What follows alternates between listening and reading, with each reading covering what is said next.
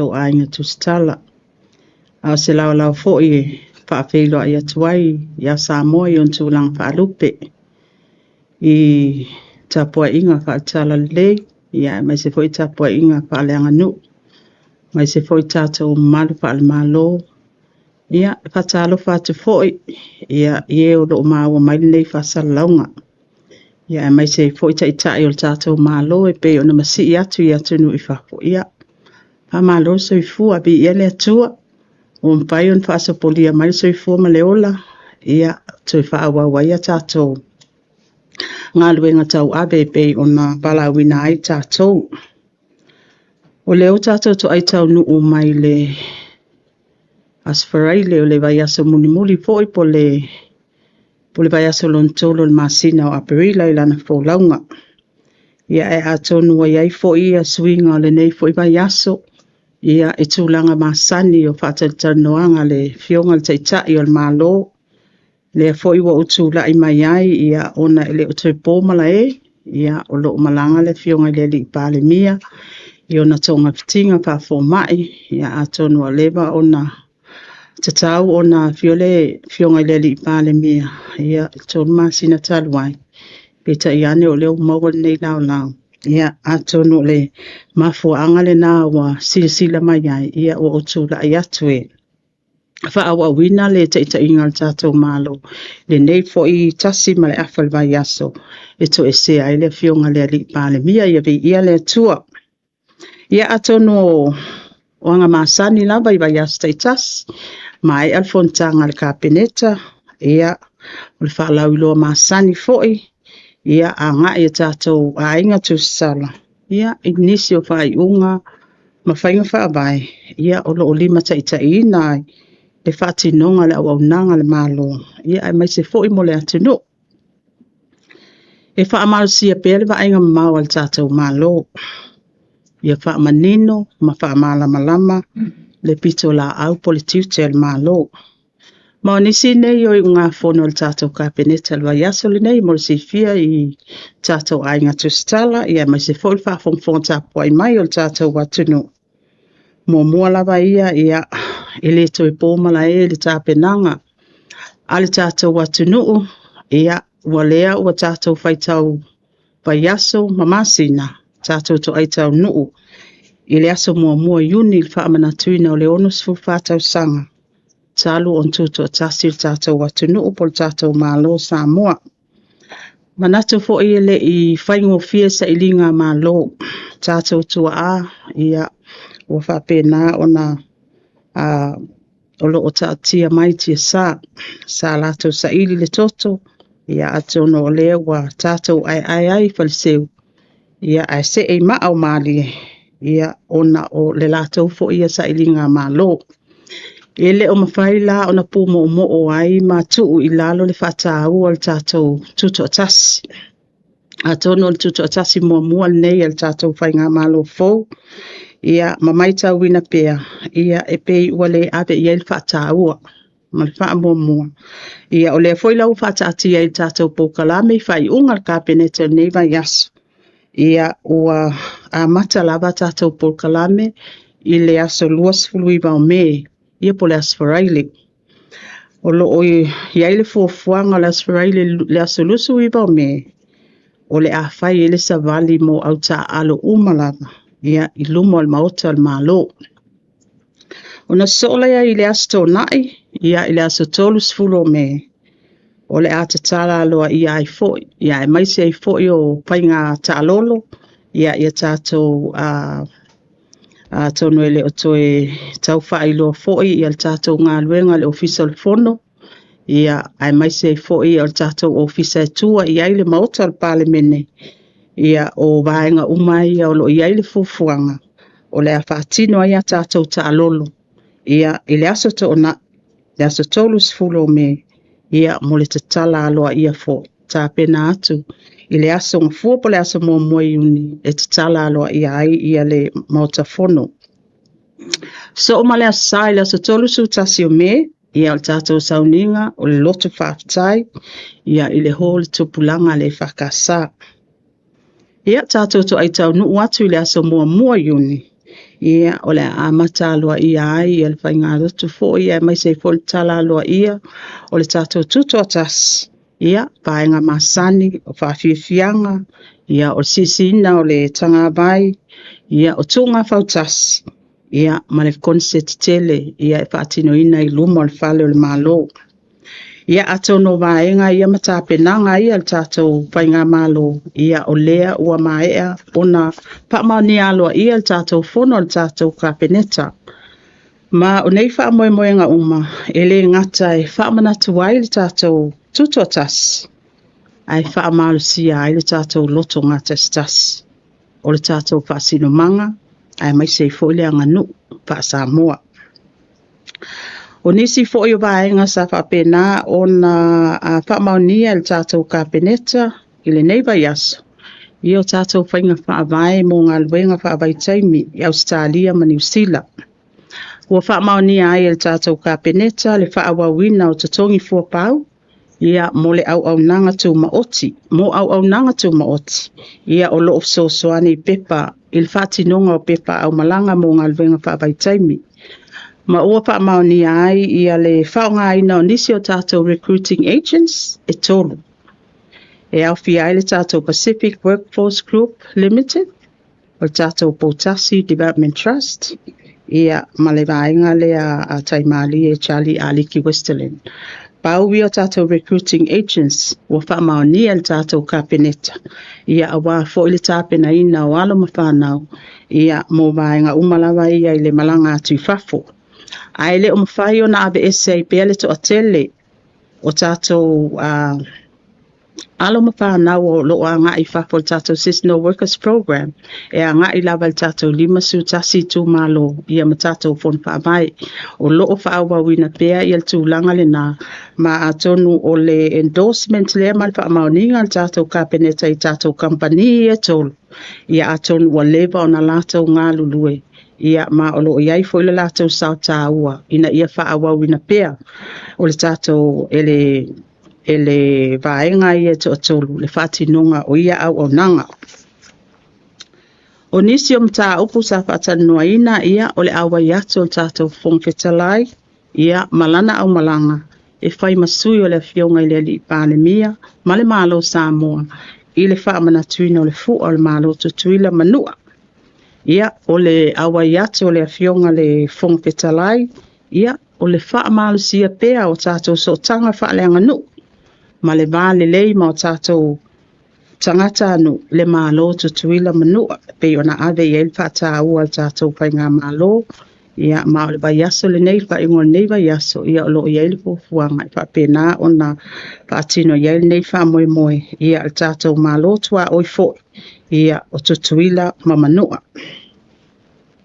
O isi o vaenga o talalata mai I le atina e tutele ai el tātou malo sa patino le asia singa tātou malo pe o le komiti whakapeneta o atina e tele al malo por CDC ma o nisi ne o vaenga sa mai tauina al whaatino ina wha solo ai le wha ngā solonga ia sa sia le tātou ofisa forward pa tupetu tonu uloloa ia mai tauina ia wa ono 0% ia le vaenga o le ngā luenga ua mai a whaatino ina ma o lo iai le fufuanga o le sa fufua e whaamaea ia le ngā luenga I le masina le nei ia peta iane ia ona o nisi fo I o lu itau o lo whiangai mai lato ia o le ua mai a fo na o mai lato sarasanga I tono o komiti o tau funga e toi fitu una I le aso ia e au noa ma se isi tau whaopopo ia mo le ina ia lava le taimi e whaawawa ina pea ia o le ia le fufuanga o le siono masina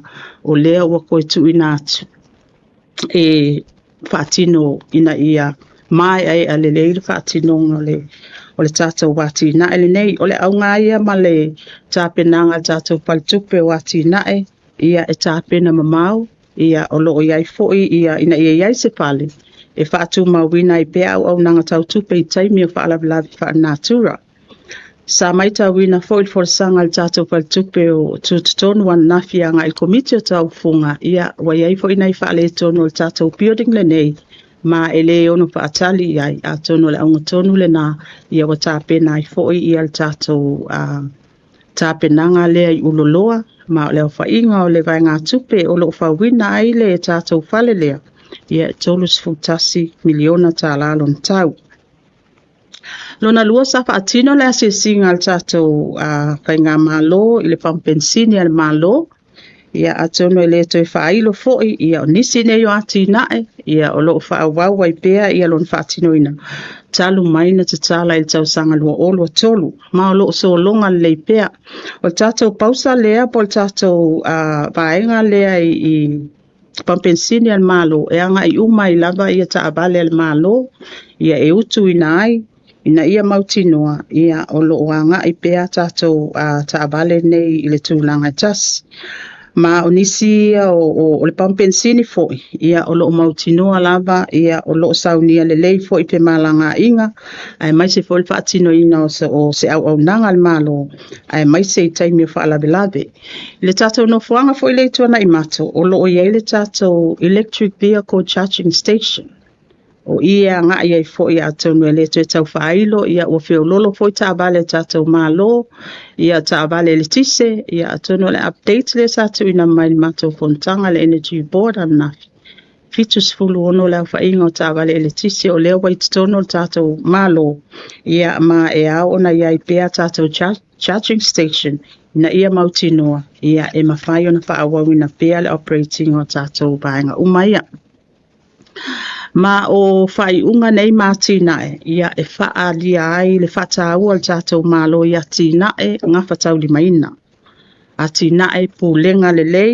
ia ma le saunia o Samoa mo lumanai ia malo o ngatasi fo i mal tatou taiala lumanai manuia o Samoa ia matinae tali atuai ia fianga masuinga ma ale alo le tai le tau mai momoli le anga whaatai i matanga luenga ma ofisa uma ia o paanga matina ia ma le awhai ngā luenga ia o lea sa whaatino ina ma sa mātou ngā lue ia il tūlanga lava leo le ngā lue whaatasi e mo i lava e tā ua leo o mai o whaamaumaunga ma li poti ka peneta ai sili atu lon tā ua le anga i o le asia singa ia mauti noa o le awhainga leo le tupe sa whaamaunia le ka peneta ma le tala le tupe ia e peye o ngatasi fo i male mai moaina ia male asia ina ia pole altu langa wa ia tātou wati na e whapenei a tonu tātou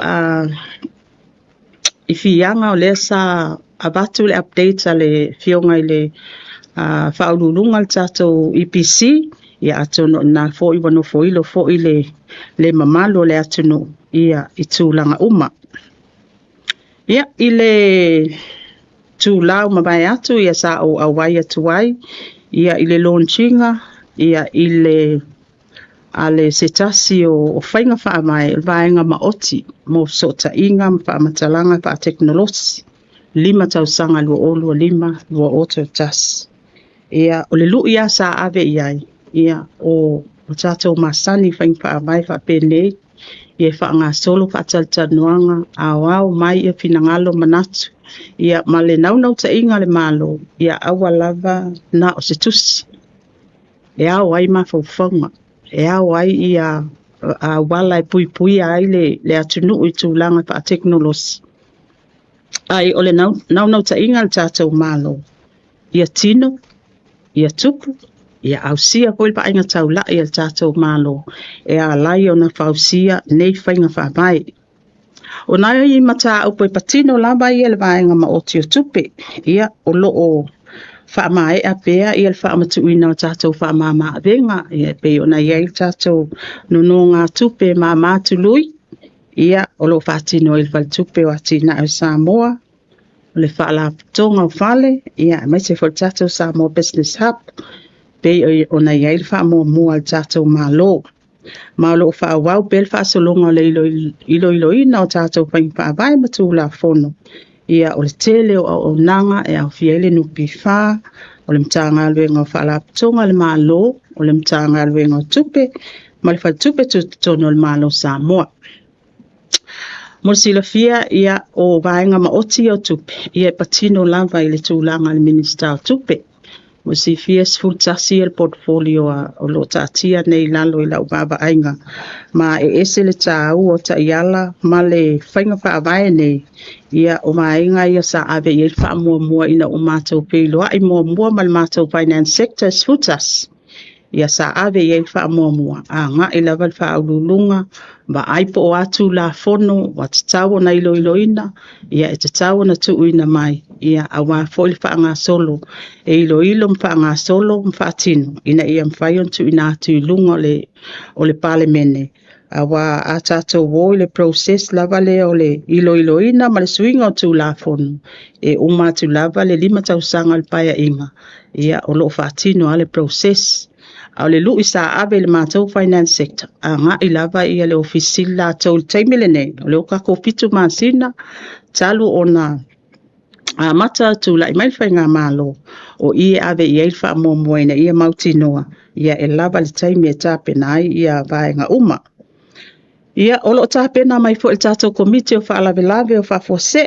Tātou National Emergency Plan. Ia awali tali atu al malo. Ia fianga suau o matau o loa. Ile bebesi o lo tu la I mai tātou Middle East. Ia o le tualalo a male a foi.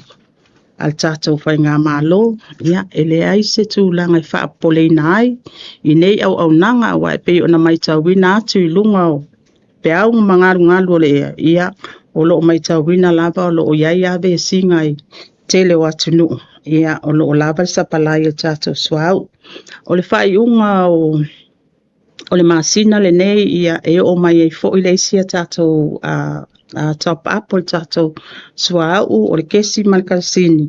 Ia o vaenga umai ia o lo o avatu ai pea le whaalo tele o tātou whainga malo. Ia o lo o le lei vaenga uma. Ai e iai se taimi e le ilopo le vai a se fo. Ia o lo o tāpena mai ai ia le pepa fo ia le tātou national o ia le tātou vaenga o lo o pea ngai male tātou komite o whaalavelave whaafose. E kako National Emergency Plan. Ia e tuina atu le lato li poti lunga le kapeneta. Ia o ani vaenga uma e au fo na tutilo iai. Ia au tatou iai pe nei vaenga malu I tau o soi fuanga le teimile nei le taua. Ia ele va pe tutilo mai tatou watu nuuna o le malo. O le ngā luenga ma le matawhai o ia tātou uma. O le alaba e mai tau wina le tātou pe a kako woitu langa wha transport. Ia tātou titilo I tūlanga o tātou wa alele. O lo whiwa ai mai. Lona lua, tātou wa. Lon tolo, tātou taabale. A tātou whaabasenga ina lale tā ua vaenga umana. Tā ua tātou wa alele. Tā ua le lava o sapalai o tātou suau. Mai se foi mo tātou wa alele ina ia mautinoa pia. Whaatino pia le au nanga al whiwa I tātou wa alele. Ia e peila wa ona mana o mia I lea taimi ma lea taimi. O tātou waa le isi me pitsili on tā ua. Ai sea, ia tele o loa o tātou wha moe ia mai atunu I whafo. Le isi vaenga ia o loo whaabasenga I le whaatau o tātou komiti lea. O mai loi tātou ta avale whiwa. Ia o inaia batu waise nganga o le tua lalo a tātou whainga malo. O mai tau wina, tele o nisi ainga, to alima le au whainga le ainga, to alima ta avale. O le taimile nei, ia e batu pel tua lalo. Ia o le alaba I tātou tele iloa, ma le vaenga foi. I le tau o lo tūla I mai, ia e peo lo o whaatupulia lava ma escalate le tūlanga o lo o iai ia le tātou le maa lea I Middle East. Ia ato no vaenga na e tau tātou tāpena mawai. Ai le o tuu lava le whaatinonga ma le whaawawina ngā luenga le tātou malo ia mautinoa, ia lava le tātou sapalai, ia awa lava ia tūlanga umaia e pei ona whaatinoina I le nei vai taimi. Ia o atonu pauia o vaenga o lea ua whaailo atu le tātou pokalame. Ia ai tu atu le manoa nei. Pe iei ni fesili a tātou mata upu. Ia, o le ata mwhai e talitali atu. Aloala. Ia, ala o amata atu. Ia. Tātou pokalame sisina fua. Ia. Le mata watu la mata na ia. Rosfuru iba. Aluele o le asu tosu tasi ai o le asu mo yuni. E su kua mata pokala masani o la pisini. O isi va en o le pokala me uile o fai lo mai te vine o fien tātou putasi, fien tātou tulula, fien i au savani e tamata, fien i wha ai muhu, o inu mafio anga mala via, Monti noa o mai wa a putasi mai Amerika Samoa, e isi au papi fia mai tutuina no manua, whautai. Haftai, ia. O tātou e pe toa valu ia leo whainga tātou komiti, whaululua i te leo minista, ia i tātou komiti i tasi ia, i le komiti la leo tāpenanga tātou whaafifianga mai ngā uma. O whaamautu mai e 5 ia vaa tutuila o leo lo fufua mai, ia o whailipu e lua whailipu lava ia mo tātou i nei, ia e le whai whaatau vanga o ngā o le poi ko a tau mawhai e toi au mai tono tātou whaafifianga i e pei o na masani ai, ia o tātou marching girls o le mai tau atu pēnal toa 5. Ia o loo iai le tāpenanga i siva, ma whaafifianga, ma pese, ia o loo iai tu malo i se vai, ia ma upolu, o loo whaatinoina. O loo iai le tāpenanga fo i tātou ba, ia a kongo le o maua le leile o whainga o tātou ba, alava ia o le stala mai tātou komiti. Ia mo le tāpenanga le au le whamoe moe le te fisiri ai. O le asu na i le wha mai whaita lolo, ia, mai le tala ia le hausa fōko i o le official fōko au whaitula whona. Fia ni lu mafio anga ua fōfua e whakini hoa le, le vaenga tāu o le tātou, tū hui ma le anganu. Ia, o lo o tātou wō ai tātou to. Ia i polu masavai, ia mai se foi ia a ingal tai. Sfultasi tātou tā lolo. Wa uma ona tā pena, ia o le foi wa uma ona whapena ona whaamaio i tū malo. Se a me so pina ngana o le aton ua e pētasi leo o sauni nga fo i al tātou malo. I le talaina o se ngā ruenga whapenei. O whaatino i le vaenga o le tātou nganu i tā lolo. O le ale au o le whaamoe moe i tā lolo nei. Tono tātou masani. Ia, tātou masani lava i tātou whaaleanga nu. Musa, ma whaau whales whalsa, ia, anga masani e whai tā lolo. Ia o le fisiri la, ai se a mea o le whai ia, mai se o le mauta tele o tātou palemene. Ia o maenga ia o lo ave i fwoi wha mua, ai mai se lava. O le tafa tolu le o lo ave il whata o le tātou whai ngā malo. O le whaaleanga nu, o le wha keusiano. Ia ai mai se foi maenga lava ia le loto i whale ainga o le tafa tolu lea. Ia o peila o ina pe e anga ia i se whata ua. Le foi la o au mai lava le tātou wanga nu le tutonu i le tātou tāpenanga ma le tātou wha moe lea. Kasi a siri le vaenga le. O lo wingo le a whaawa o i pēa. I le tala inu ni ngā ruenga te tele le mālo le whaatinonga le tā lolo pēna o le fuafuanga le mauta o le official fono o au. Ia iso se atu nuu ele whaaluaina se mauta al palemene. So ne tasi lava le tātou mauta al palemene e mai se lava. Ia o se tāpenanga te le ke le kako legislative le building le ofisa o le fono. Wa le bon tātia mai o le second phase le o tātou tāpenanga pe ona iai foi ia le funding le sa whaatino le alo whaawawina pe whaatu pe nei Australia. Ia mai se foi ia le whale tua iai le tātou whale fono. Ia atono le tātou mai tauina o ke loa pou fia kausanga o anga i pea le tātou mauta fono pe a mai ai taimi o malolonga anga i whale tapoleni. Ia ele matango fia ele mai. O le lava sa au tasi e ka peneta. O te tau na avel pata o mpatino loa ngā luenga. O le ngā luenga le na o loo whapena on whatupe na lava i tātou lava tupe le tātou malo. Fia se tupe ua maio i fuafuanga le malo. Mo sauni ngomo i aso i tōna. Tā penanga uma mai lava wale amata me tātou pokalame mai le aso wharaile. Aso nai. Ia aso sa, aso ngafua, aso lua, aso lupu. Ia nuna winga mai tau atu e ono aso. e 5 miliona o lea ua whaanganga mo le wha moe moe. Noana wa fionga le sui pale mia so atoa I mta pinlanga utanga ba ia o le tato wa pokalame le fo ia le vaenga le sa fa pe o failonga tawa loa pe to afia ni si o to silima ia le malo I le fa moe moe fa mo mole Malulu watu langi ele o maua ia kako di teo sia ili aelo ia lava le tato komiti whaapitoa a tone le i o watu tato pepal kapeneta. Ai manatu a o watu tato whaiunga le kapeneta ia o mai tau bina foi o le a whailo o se tasile o vaenga o tato tapenanga malpoka la me o tato tuto atas o le amana ia fo i o tato tamali I fo walewa on tau tua ile atunu ele ngata o e ua lango mai tia sa ia mai se lava e o lo so I fuel te mile nei.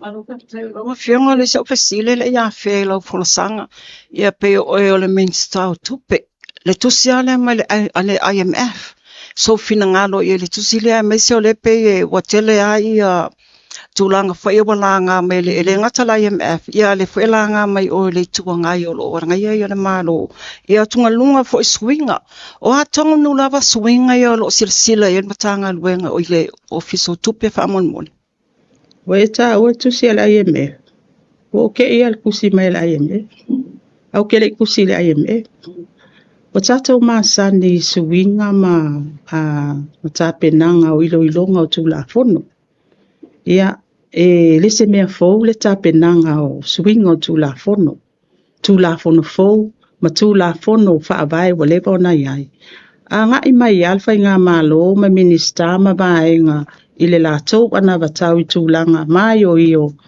e iai ia issues ma whawhitau li manai vaenga e sau o na suianga iai tūla fono ia atono I ngāia fo elese mea fou la e anga I sau whamatalanga I le mta apulava lea ua au mai e fo I le concern al IMF o la upsi o io la uia a tala o le ai whanga solo tato internal process so se tu la fono le foi kako wilo I longa kako kula fongo au tu constitution o le ale process masani tala no ia fo ia matanga albenga ia o le kaimina consultation e mwhai o ngā awala mai lai si leo ia I whakawatu ia leo wabe oso mai le IMF ai le ai whaatino ala ngā albenga whaaloto I whale la tōbia o le ano whale o suinga o tu la fono mai peia sa o whaailo le taimi o whanu ina ua o mai pae inga le nei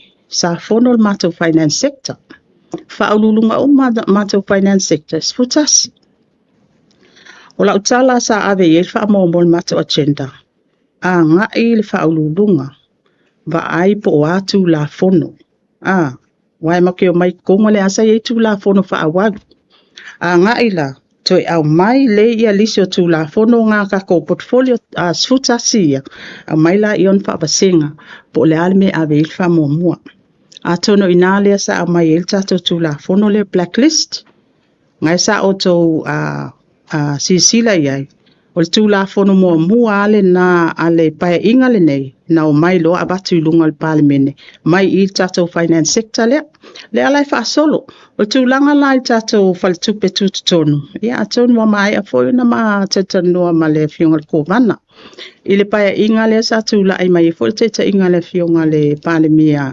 ia fiamena omi o ina sa amatala ngā ai ia swinga nei o le foi la o mai matoi whaawau ia swinga nei ma o le kako process masani e so stu la fono fo i loilo pe ai ni swinga o tu la fono ia le o te ile tusi mai o le kako IMF ia o le IMF fo I tu langa lava ia I vaenga umai e paanga ia ilo tu langa fa minister tupe I tono malo o o ko vana le IMF e o foi la le kako World Bank e o kako ADB ia o kele kusi le IMF e el kai me kusi mulmule le IMF pa mautu uma kako internal process o le ilo longa tato Central Bank Act ia ona faila e o faso au fai singo okay o le ilo po ainga ngali kia ile akusi ia ole akusi mai ile IMF so ala wo ma ngapel fa malam lamanga le IMF ia atono tato pa anga to tino ia tato wale ba fo ia na tato fai pa anga le tulanga la bai ia tato talo tupe ma bainga uma Saifua manuia lau fionga ile sui palmia ai tomo atu ia ofisili fa mole lau fionga le tulanga le ngaluenga fa vai taimi o le wa mau atu o su onisio suinga fa mole pen faio na au ili mai tulanga le ngaluenga fa vai taimi po le la vai tu mau la vai i tato ofisa fono fa vai ia le filifilinga fo ia tanga tai malanga fa mole ele o ye sui ele o ye se sui ngal mai ngale na e mantu fo ia e o mai fa nga malo o ke le ainga ta ape tu ale filinga e o mai sa o tato employer so i ko inu umala alfanga ia o tulanga la vale tupu mai lo se lu itau pe alu ia se tato alum fa na ia kula i mai lo tulanga ia le pe onga fa ilo foi la vel ta vale kula i mai ni fa la blave kulanga foi wale usta ia foi tula fono ia tunu i fafo ia onga resort mai lo le malo tula ia tul malo fa tino la ngalwenga o ila lento ta pena ai ia fainga fa vai na ia mautinoa tu itual filinga o alo mawhanau e anga ila po kalamele i Australia ma New Zealand. Ai olo o mai tawina, olo o iai pea tato recruiting agency wa leba o na iai. Ma sa umi na mato faso ai tono al kapeneta. A fa pea o iai le au ta singa al kapeneta. E tu utasi tua le fa atua tuanga i tua le lipa su utasi tu malo. So be it. But ona ole mai tawina male amana ia male aloa ia foi o nisi nei yo a foi kako recruiting agents o leva nga lulue o le foi lo ta pena tato MC o lia ta ialam fain fa vai na ia mafai ai lima ta ita ina il fatino nga lwe ngale ngal ko akol wale o le uta puni fai to ele ko yengi si kako recruiting agents awa o le mai tawina o le foi au mai li poti yalo mafanau o le mai tawina o isi recruiting agents yo sa ili e kupe wa ise foi la kofi on top ia matu iti ai le vai ngā tupe o le mawal tama maltini le anga fuafua e alu i fafu ia e sa ili malo mai e koe au mai tama o ainga ilo na ainga e pe yo vaenga la ia o le watapu il tolu le o ngai e ta ua le la tau fo inga alwenga wa leva na ngā lulu e matato employers fa Le vaenga lava leo ngā luenga wha vai taimi wha mole lau fionga o leo te mana tua le foi sa tūla i mai le foi minister o tupe mga luenga wha vai taimi le pai inga wa mawai. E iai le fi awheta la le wha pe tutongi e le official fono wha vai mai le malo. Ia wha pe fo ile limas fulta la restala tangata ua wha maonia la malanga i ngā luenga wha vai taimi. Po tu mau lava vaenga lea po le ase silsila al malo wha mole. mau le apetala o le apetala le a wale tu sa mai tu malo le masutas ai ale tu malo le mana e afia po kalame le ia ele se mela atongi fu langa apetala o le apetala e mai le fono fa mai anga I il tato mtanga benga tupe po anga ito le MCO wa o tato baenga le o le seasonal workers le sa ilalo fa amalo tato mtanga benga tupe o le po fo ia ilalo le baba ainga tato MCO so e anga ila le apetala o lo ia pe tato tawo o mga endorse kako revenue board kako limas futala pe afa pe o mautino o le amalanga tama le maltene recruiting fee o le wa uma ona endorse ma fa mani el cabinet verse is full wafe ile ale per annum so sanga te tas full wafe tala Le tūlanga I whaatino ai wha mole lau fiong. full wafe le tongi tato recruiting agency nga ile MCO paila ian whaatino lato ngalwenga E mawhai ona whaatupe mai lalo le atina e miliona tala o 2 miliona tala pe a te asa payon whaatupe mai I tu malo la vai o lo o mana o e a wai tonu pokalame Mole lau fionga whaftai lau fionga whamaninonga o vaenga le ngā luenga whawai taimi. O le sia fesili whamole le ia whea I mata upu sa unoa pena fola sia lau fionga. Ia o le fesili mua whamole lau fionga o le waalele le tapisai nei. Le waalele le whapea whesotai ma le ali I whaiata tifanga le o Matt Damon le whapea le sa taunu umai le asolulu. Ia o le sia o fesili whamole manua o le alawai I le waalele. Ia o nisi o ripoti whamole lau fionga fesili ngi ai foi. Ia le fionga le ali I palmia. Pe mawhai ona whamaonia pe mo I sa medvac. Pe sa o le waalele na malanga whapitoa mai si mai ai foi pe si ngase ai le fionga tai le tunu. Se I ongo le manga lua lau si. Le se I o tali mo mua tu singa ma I le fionga le li pale mia. Ioe sa medivac. Ia atonu o tūlanga māsani lawa ia ina ua paifo ia na siaki nei ia walewa o ngā overdue langa malanga e pai o na siaki lo na vai fo io lo na au fo lesa ta oto. Ia a oisi vaenga le na o lesa siaki lawa nei ma mai tau winai e aina I totu ngā fo I le vaenga o luna le vau o luna patuanga I longa mama. Ia tonu vaenga ia o lo oa fo I le fo isa iai le paamaoni al tatou kapeneta.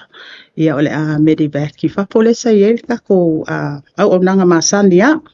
Ia ole lona lua o lau fesili. Ia kako private jet le sa o mai. Ia sa wasa tau nu whaatasi mai lava I le aso lava le a mato iai o le whae ina o le fionga le di palemia. Ia sa au silingi ai fo I le fionga fo I le ofisili le pole ale private jet lea ioe e iai le au malanga sa malanga mai. Ia atono o lea iai le tātou ocean strategy. Ua uma ona sainia I tonu lava I al tātou matanga alwenga o sisi o manga. O lo iai le vai ngā tupele le funding na lea le ua uma le sa sainia le MOU I le auli anafi. Ia o lo iai le vai ngā tupele lua te sima le 5 miliona Amerika. Ai le whaapela na o Samoa. E a fia uma I al Pasifika. Le ala sa malanga mai anafi sa mātou wheiloa ai le tai au anafi. Ai le imwhai ona o au vai le signing a lima. Le lava sa whea ngai ma le fiongal minister. Ia ale bena ale. Ia le matanga alwenga. But o le au malanga le na sa o mai. I le private jet lea. Ia e pai asinto o tere mato au malanga, le lato au malanga sa mato wheiloa ai nei. Au nisi o paenga tā ua ina ua o mai foi le mta upu. Le tā ua le tā pena o tātou I vaenga I o si o manga. I vaenga te tau na whaasau ina o le ati na ele nei e valu I a site. E valu site I to tonu o lo o identify le polkalame le nei e ao o na whaasau ina. Ma o lo iai foi le tāke I o atu lua o tolu o ea. Ia kaunga au sia le tolu sfupasene. Ia oni vaenga fo I sa matou sa ofa mawina fo I le tūlanga o iai tā penanga o le hoi tā pena tātou 5 sutasi tū malo. Sa ave I le tualalo tātou International Conservation e Conservation International. E te tau o nā ngā I pia e whaila tau forosanga I e te tonu o pokalame le nei ai tū malo taitasi. Ina ia mawhai o nā whaanga ba aina o tātou tangata. O leo o mai o tātou tū malo o mai lato projects. O technical projects ia. E tā uai o le guidance o tātou expertise e peila o na iei mai ngā tupe ia. Ia mai se full tātou vaenga leo le Conservation International. Lau te tasi lau fesili whamole le tūlanga lea I le awhionga I le taitai o le atunu. O lea lai e anga waalawa la I le funding o le medvac le awhionga I le palemia. Whatupe le malo whamole. Sa o le, e mantua foi o lea sa malanga le awhionga le palemia I lana malanga mua. Ia atunu le lava sa tungi na lava e ia malona ainga. Ia atunu le teimile nei ua mana o mia I lor so soani al malo. Ia. This is one of the privilege in whaionga eligible lai foi el taitai o le atunu. Ia le lava sa whaatino ina I lava e kapeneta ma paawai ia I le paamaoninga le kapeneta. Molo le sia tamata o puol tūlanga lea o nau lau awhionga le minister o tupe. Whamolmole le tūlanga lea I le OGG funding o na wa te le report o whaapea mai e le I whaamatu o le wa mai e ona saini. Ai le I whaamatu o no le Italia I le mtanga luenga tupe o le si vaenga whamolmole o le a o ngā anai whanau e ia whianga tū maul soifua le lo tamwhai. Pe o se mata o pua ua whesilingia whamolmole lau whionga o le wato e mai le lato whasisilanga whalau e tele. O lea sa tu e ai le vai aso le na tea, peitai. Ia o lea foi wa mai tau watu I lunga o le upenga ta whailangi lo tamawhai. O lea wato e tolo po le ai o a o ngā whanau ia whianga tu maul soifua. O no lea la vai talia ia le lato tupe le whapese la wafen whamaoni atu e le minista o a onga. E se mai le ono suli maa whele anga wa aila lo whamnu ianga mai maa lo whamunmole. Ia, onga o le fo kiki lo koe manga lua lau sili o le one government grant. Ia atonu e le toe whailo fo, le sa whailo manino le whiunga le pale mia, swinga o whaing pāwai. O lea ua se e mai fonu pāwai, i le whaatinonga le tato one government grant. Ia o le saininga la wa fo I o malienga, o le isi vaenga telele na o lea sa alo ia I le mtanga alwenga, ina ia mautinoa, te unga tupe. Ai mai se foi funding agreement o ngā lua I fo I al tato lo ia sil, ina ia mautinoa. Ia o lea ia fo ia mautu mabaenga ia mo le signing o tato agreement. A kako hoi tu malo, pe fo la ku malo e fa lima ia agreement e kaunga signing. Ia o le si issue ke lele ia o le wha mautu ina o te unga tupi, a wa e alu sao, o mga signing le funding agreement, au mai anga I il tato mtanga alwenga tupe, process disbursement na mtanga alwenga tupe. E ka kaunga Whai for process wa umanga nga iai e tato te unga tupe e pe o ngisi maenga nga lo o tile iai. I le tūlanga lava ia o le tato vaenga tupe le alo tamwhai. Ia e tā ua se I opso ta I pea I la o ofisili I tūlanga lava o lo iai o le lava iai le vaenga tupe mo le tato lo tamwhai. Ia o le e tau na ave iai wha mua pea wha pea o le nā ua toitua tuitua le amatai na wa o ngā o na tūlanga tau se leni. Ia. Peo. Mai ato ofisili whamolmole. Ia, se isau noa ia lau o whionga le tūlanga le sa iai le tusia le ofisili o mtanga luenga o tupe. E anga I o le minista fo il soifua malolo ina whapea le ofisili. Tūlanga I taawale po le asau fina ngalo whamolmole manua maola o noa whaftai. Ia. Mor silfia o tato ta ia lau whainga whaavai por kako vehicle policy. E sau whai lalo mtanga luenga o tupe. A whapefi whatau ia se taawale a se mtanga luenga. Ia e au mai le pi kai I. Au mai I le mtanga luenga o tupe. Ilo le mtanga luenga o tupe po le awa e iai ia I tu ainga taawale ai e whapitoa mo minista. E iei fo I tu ainga taawale whapitoa mo whaulununga mtanga luenga ma e so I. O ingala le taiala le na e whai eila le check. A whapea lai mai tau watu le taawale le wa au mai I le mana onga lea e le o whetawi ma le whaing whaavai. Ia o ina lai a ngā I eila se a foi se tualalo foi ele mtanga luenga o tupe. Ia ia le treasury report e ave a ngā I tatou kabineta. That's the process. Ele I tusi ia le matou ofisili a ngā I minister. Sa tusi a ngā I le ofisili. Po Director General ai mtanga luenga soifua maloloina. O a ngā le na o le internal process. O lai o le CEO, I le CEO. Ia mantua foi ia o le CEO foi le ale tatou mtanga luenga soifua maloloina. Ele I leva foi ona tūlai mai.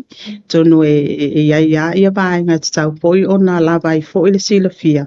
Ina ia mautinoa. O le advice ma le fautuanga e abe I le minister. Ia sao ma le lei. Ia atono le tā ua le nā o le mta upo foi le au uman matou whailoa. Matou whailoa I ma le whionga le minister. Ia mai se foi lana CEO ma lana pūlenga. Mai foi la uvia whaululunga ma le matou foi ia mea. So ale pūle. E lea ia se whawhita au le iso na fo. Ia ale fo sa mo e o mai kalangoa. Kalangoa aku, kalangoa mai, ia ale nau tainga. Ia o mai e iele au ta singa. Ma mau ai se whai unga le lei. Au ai ne I baal funga baa ma vaenga u. Ai lo manino a vaenga u mai tatou ta I ala whaing pa vai. Tai. Toi whāna ia o ngata upula o whionga i le. Tai toi whālawa, le o toi le toi. Sini mo mua tu le fuafuanga fo le nero tātou wa le tele ia fia au mai. O le tūlanga fo nei le au whai sea lima se lau tā la. Wa o le sai fuafuanga i te malanga manisi fo i o wha moe moe whiroa i mo le tātou o tunu i Australia, Amerika ma New Zealand. O le o feo ta o toi, wa e ile whiroa inga ma le whionga le pānemia le whape mai o le whautuanga mai ye fo yo va ia tu langa fa pe tu la fono fa ma malo a fe o ta o toi fo fuanga le fa tau no pe le tau no Ia. Anga o leo ke pa ia foise o fa mani no nga ko pa nga uma. Ele o tau fia ia tātou tangata lava ia o le manga o invest tātou pa lele. O lo o ia ilika ko platform ia le online system ale a fo ia le tātou UTOS. Impai lava o ngā whaatino e lātou ia pe a whapengo fo mai New Zealand, Australia, o lo a vanua le mea nā. Lona lua, a whape malanga mai tangata o ainga, ia impai foi o ngā o mai ma o mai vai ngā tupe lea, o lo o tala tātou UTOS. Lona tolu le vaenga lea, o le mana o ngā ia tātou tangata i Australia, New Zealand, America. Le mea leo lo ia tātou diaspora. Ia mana o mia leo o atu. So, o le tapenanga, ele o se kalapu le malanga. Ele o se au loku fo le malanga. O le malo. Ai o lai malanga, ele si fai ngā malo, Malaysia tunu. E iei fo ia tu la fono mabaenga uma. E mai se ame ia kau investment. Ia o le pui ngā le malo. E mo i lava o tupe o lo o ale maa. O tātou tangata o lo iai fafu. Ia o vai ngā tupe fo ia le a isi fai ngā malo lo o ave i wha manuianga lava ia. So sa mātou malanga, ma le lo ia sili, sa mātou whiloa ai fo i ma whaurulunga fo i o vaenga umai e pe o na iei New Zealand o ia Australia. Ia au ma o le tāpenanga la le ia iei tāpenanga ia liko documents e taun whaatino. Tai mua o lo i o whaanga solo taimile nei. Ia a mautu mai lo vaenga umale on whaatino lo la i o whainga malanga. O le malanga fo ia e kaunga o delegation. Ia mautinoa o se malanga e kele fesili al kako watunu. Ia mautinoa o lea e sau whai umatu vaenga umamwhaurulunga e mawhai o na tali fesili ia. O le isi fo i vaenga pit silin tāua ia o tātou bank account. Awa o le tūlanga lava ia o lo iai ia tātou teo ngā tupe kongo kako ofisa konsula taitas. Ia atonu iai fo i suinga o vaenga pe apa apea iai le au tasinga. E wha o ngā tātou teo ngā tupe ia. Awa le mea ia sa whai teo ngā tupe tonu tātou ofisa o ampasa ese ia. Ngā i lava i tasi lava le au ngā i o le whaanga i o inga o le ofisa. Ai a whapea o lela iai le si source of fund. Ia o vaenga nā e tau ona iai le a fo i le tāpenanga le. Ina ia mautinoa. Ia e malu pui le tātou watunu. Ai maise o le tātou malo. I on tūlanga lava lea o le malo i le si malo. Ma tātou wha alo ia fo i tū la fono. Wai whape nā fo le tātou langona pe au mai nisi. Investors mai atunu i whafo mai i nei. Ia e whape nā fo i ona react e tātou malo. Ia ai atonu e olo i eita penanga uma. I eise taimi o i luma. Ia ona ave fo i la i o le pepa i lunga le kapeneta. au i pela u fasili i tātou waalele ma tā penanga ua mauni tātou waalele Ia o lau fesili o ngā wae o alwhai unga o le fesili. A le mea ia. So se maa lo e tā pena le lei. Ia e kaun ka penga lo na anu fale. Ka penga lo na loto i fale. E le sau wa alele alu i orko ngā bau. E sau walu i kongol malai wa alele. Ia o le wa ainga al tātou wafon. Alwhai ngā malo po o lava tōtonga. Pa tōtonga ina al tātou malai wa alele. O lava tātou hotels. E ke le kako infrastructure e kau ki kilo iai. O lo ngā lue pēr tātou committee o task force o waalele. E tilo ili tāpet nanga ilo nao te lenga. E le o whaapu mo o fo ilale wa ai se pito e tas.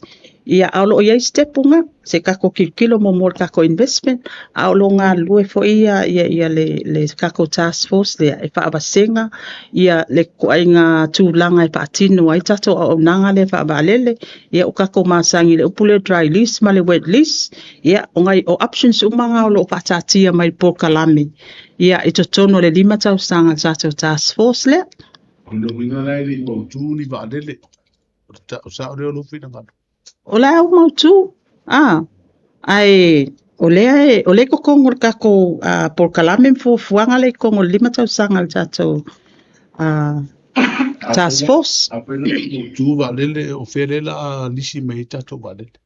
Pesili umanga o le akari mulmuli aku pe a maupopo uma ka ko fuanga ia. La yo o ali I o fai unga le I fai a kuale amkang. Ia. Aia foi. O le fuanga foi nei le taui. O fai tau atu le fai ngo numa fio anga ne e fia I le soswani foi nei meto tino fa le ngai nei le pepe so o le tise. Valu sfululua. E fia se tupe ua whaata otoma ma oti le te minei mo le wha matu I nātu le soswani le taui ai ia mea tō tino e le ngata I a inga na wha le ngaina ia o pisi nisi fo. Ia, a tonu o te tō manatu le paketi ren pasia. Te leo mantua pe 5 miliona pe 1 miliona.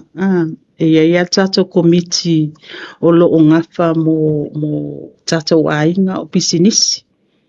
Ia o le sa umalanga le masina atua ia tunu I fafo. Pe ia sa pasi ai le pepa lea. Ia o te leo maua ia le au ilinga ma te itei o sol tato vaenga na. E pe ia o vaenga tupere na e ono fai le 1 miliona na pasi e ina I tato talo tupe. 10 miliona le tau I foi le mo sa fata. Sa moala ufso ta inga foi le fionga le sui fai pule. O sa fata lua. Sa ufsili iai po ua whamatu atu tupe. Wale sa fai lo mai o leo wa umana whaia le fai mo fai ka peneta a matalo. Ia e whamai de o atu as whamatalanga po a whea e totongi atu ai ia whamunianga ia e awhi se lau o le tangata. O whio ta o tuai le ta penanga le. O le mea tā ua fo I mai le kapeneta. Wa iai le ioenga le kapeneta. E le masalosalo lalo na whatau nuina. Paulava le mea o le whaangalue ina loa le tātou mtāngalue ngā tupe tūlanga uma. Mo le si fie whai asina pisi o mtāngalue ngā tupe taimile nei. O lo tā pena tātou ta iala lumana I manui o Samoa lona lua kako PDS. Le iel fuanga I launcha loa ia il masina o me. Ia e mai se foi o le wa amata budget screening alu nei vai aso fa atino tato budget screening amatanga alwenga sai tasi ina ua mai a foi na tato a wheloa inga ma tato so if I asinga pisi teimi nei ia ele o tu uai foi ia fa atino ngā lato ngā alwenga I aso uma pe ona ia foi ia vaenga ia wai fai singa tele o tato pe auto le ufa matu umai fa atino ina e fua I lunga fai unga ka peneta. O a pila lau whiunga e ono a matei o na whamatu uatu I le whamunianga 10 milion. Ia, e mauti noa o ngei, a pelila ngei. Ia, ele mai ai fo a pelila o mwhai on whamtuina. Alau sini mon mui, o le lima se lau fast food wafe lea ua talia le kapeneta e whaumaina tutongi le fsoswani mo le toi ai a o ngai tumalo I whaleata ma o le mai maunga. E lima se lau fast food wafe mo le tumalo, pe lima se lau fast food wafe e au fia umai tumalo tono le di o lea o le I mai au na tutongi ia le fsoswani le. O le atu wai maunga ma le au atu pale ata. Ia, mantua fo I o kako I tumalo ia. O le max o isi tumalo ia sfulu pa le suli mafi on tangata. O kako benefit ma le whamanianga le se lau 5 sfultala. Ia e whai a singa ke le o le afianga o le tupe o ngai whai singa o ke o le mtanga alwenga o le tumalo o lea ua foi mantua foi o le fitus fu pasene le sa pa matu mua o lea wa iei ma le tolus fu pasene le o umona au mai le endorsement foi tatou steering committee ina ia mawhai ona wha matu ina wha awa wina ai le tongina o le maua mai le update isi tumalo ia ua tuititia lato operation cost o ngai manga e wha amalieina ia ngai mai ia o ngale uti e whai sinko o kele ia e mantua foi o le fua ai el tatou malo as long you're a district ia tasi te si malvan miliona pela o ina lea nga ia ile vai ngā tupe lea o le tolus fulpasene muli o le tasi te si malvan miliona ai tu malo lela ia lima se lau fast food wafe ia it's a what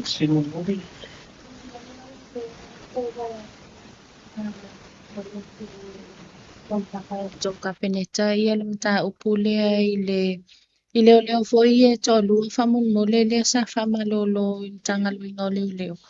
O leo ma ua tu tala whape o leo watu o mai kapeneta le report o su enga sa whaipe whamaoni a whamulmole. O te aloa ia pe whaiunga kapeneta. Ele i o atu se mata upule mai lunga kapeneta.